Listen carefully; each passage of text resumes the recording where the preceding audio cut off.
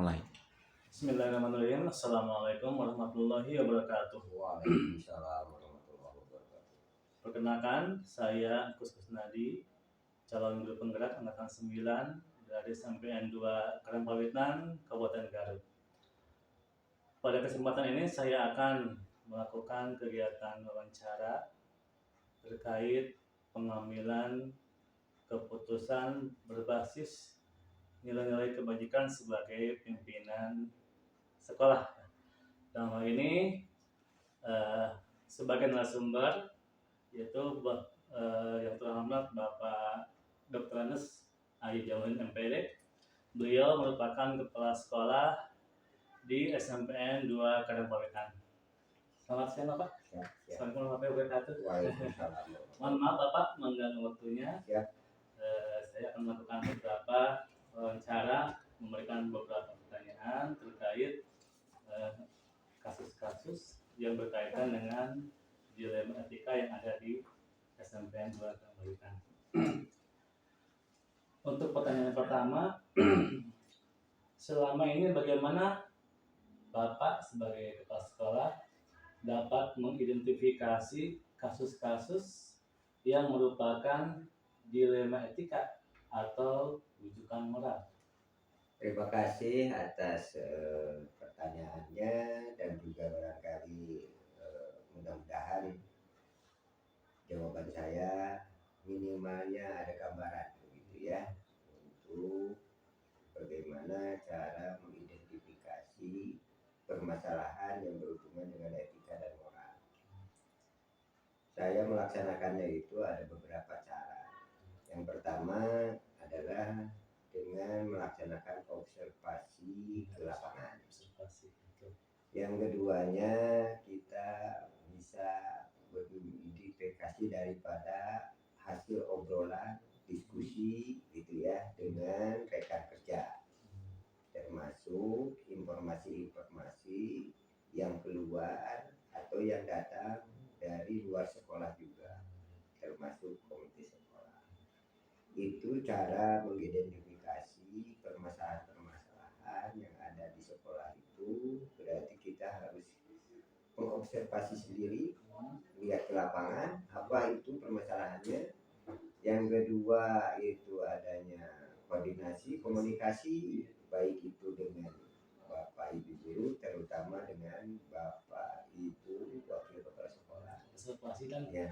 koordinasi ya. Koordinasi.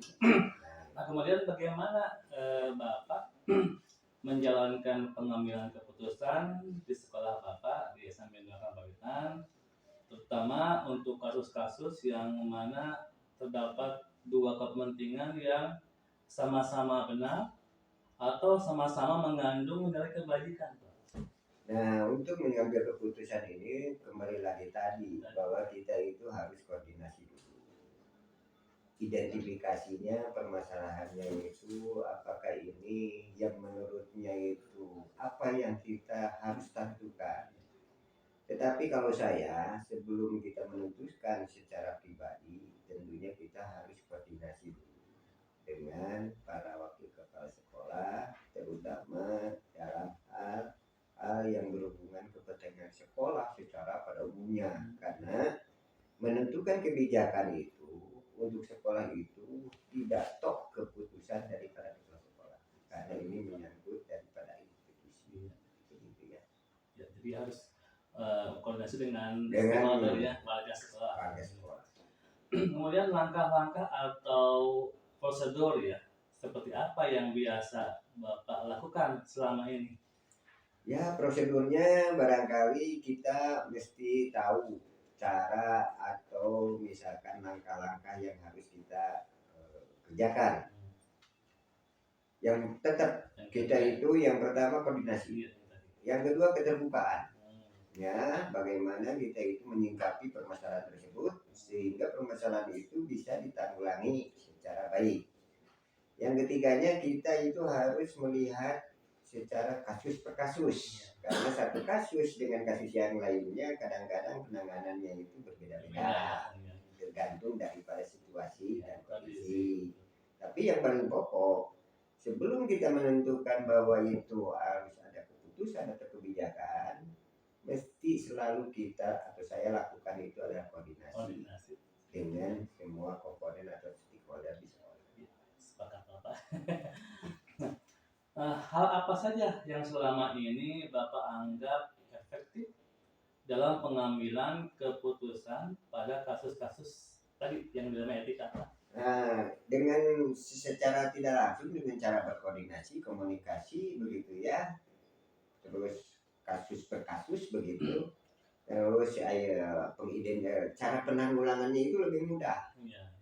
Lebih mudah dalam arti kata kita kalau berhubungan dengan moral dan etika, tentunya itu adalah berhubungan dengan bagaimana kita cara menyampaikan supaya orang tersebut bisa menerima dengan keikhlasan, juga dengan menerima dengan nilai-nilai kebaikan.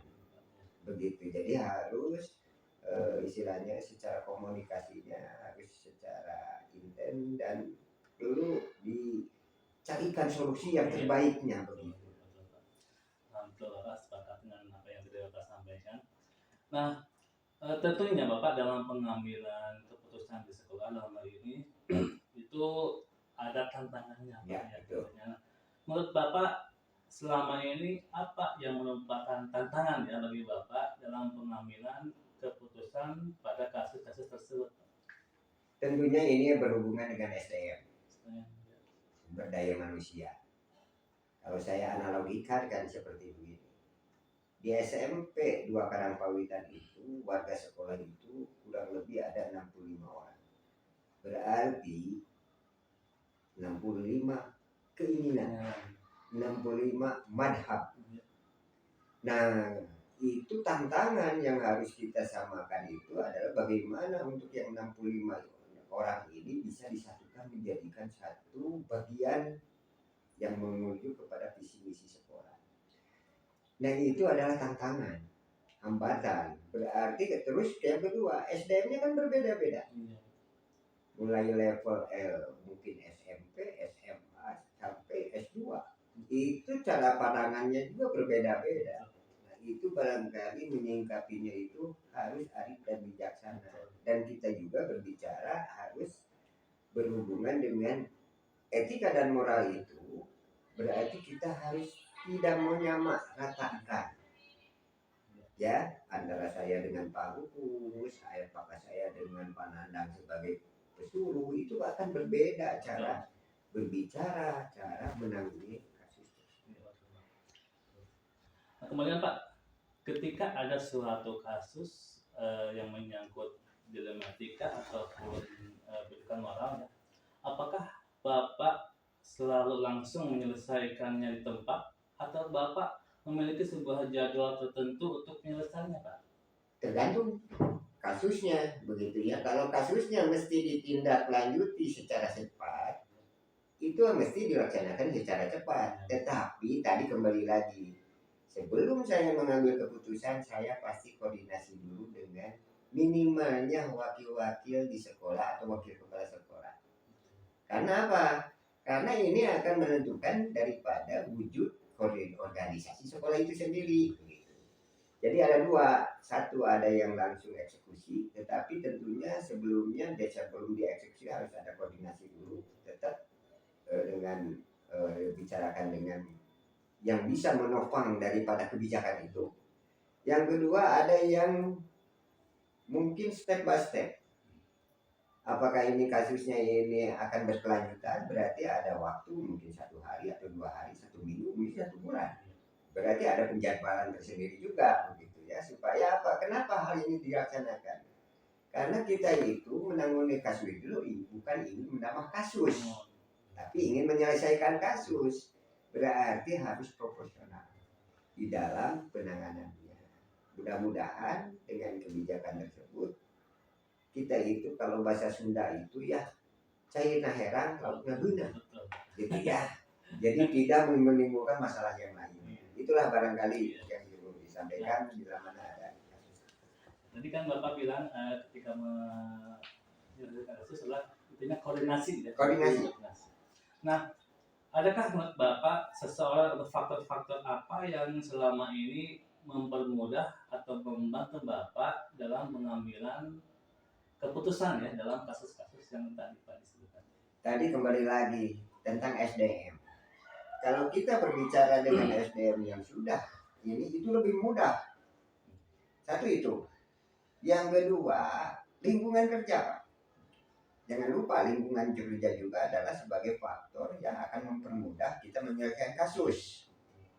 Kalau kita ke lingkungan kerjanya sudah ada koordinasi, kolaborasi yang selalu ditingkatkan, kasus tersebut tidak akan selalu bergulir dengan seperti bola panas, akan terselesaikan dengan sendiri.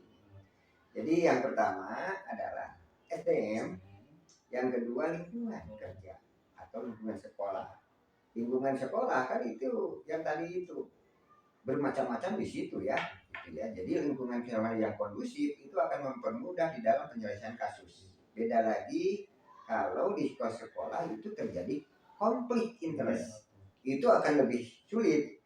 Alhamdulillah di SMP 2 Karangpawitan guru-gurunya sudah pada dewasa, SDM-nya sudah bagus, sehingga di dalam menyelesaikan kasusnya itu mempermudah di dalam penyelesaian. Pak, ini pertanyaan terakhir Pak. Ya, siap. Dari semua hal yang telah tadi Bapak sampaikan terkait pengambilan keputusan berbasis nilai kebajikan ya dari yang kasus-kasus yang mengenai etika, apa yang bisa Bapak ambil, Bapak petik dari pengalaman Bapak ya ketika mengambil keputusan yang berkaitan dengan dilema etika tadi? Manfaatnya tentunya cukup besar Pak ya. Itu bisa berdampak kepada pribadi maupun institusi atau sekolah, begitu ya. Dari nilai-nilai kebajikan itu kan kita mengenal kepada orang atau harus lebih tahu karakternya Pak ya. Gitu ya. Jadi termasuk Bapak juga nanti di lingkungan sekolah sebagai pengajar, apalagi sebagai pengajar kan kita harus mengenal karakteristik daripada siswa. Nah di dalam hal ini kepala sekolah harus mengenal karakteristik daripada guru. Itu nilai kebajikan secara personal, pribadi. Yang kedua sebagai bahan evaluasi pada diri sendiri. Itu sampai sejauh mana kita menangani kasus-kasus yang terjadi. Sehingga kita itu akan kedepannya itu akan lebih baik lagi. Karena apa? Kita harus paham dan sadari kita itu tidak luput dari kelemahan dan kesalahan. Begitu ya, bukan malaikat, bukan nabi. Nah, tetapi kita meminimalisir daripada kesalahan tersebut. Nah, dengan adanya kegiatan ini, kita mengenal tentang moral dan etika, begitu ya, otomatis itu akan secara pribadi dan juga institusi sangat bermanfaat sendiri. Termasuk buat Pak Gus sendiri. Kedepan itu barangkali sebagai guru penggerak yang nantinya itu secara substansinya sebagai bukan kompetensi yang didapat saja buat diri pribadi, tetapi harus disampaikan kepada orang-orang yang ada di sekitar kita. Baiklah Bapak, terima kasih atas jawaban yang Bapak yang begitu luar biasa, begitu mencerahkan. Hal ini menjadikan pengetahuan bagi saya pribadi bagaimana dalam menyikapi, memutuskan keputusan ya sebagai pemimpin, memutuskan suatu kasus dengan berbasis nilai-nilai kebajikan. Pak, terima kasih. Sama-sama Pak. Demikianlah tadi wawancara dengan narasumber Bapak Dr. Ayi Jamal MPD selaku Kepala SMPN 2 Karangpawitan. Assalamualaikum warahmatullahi wabarakatuh. Waalaikumsalam.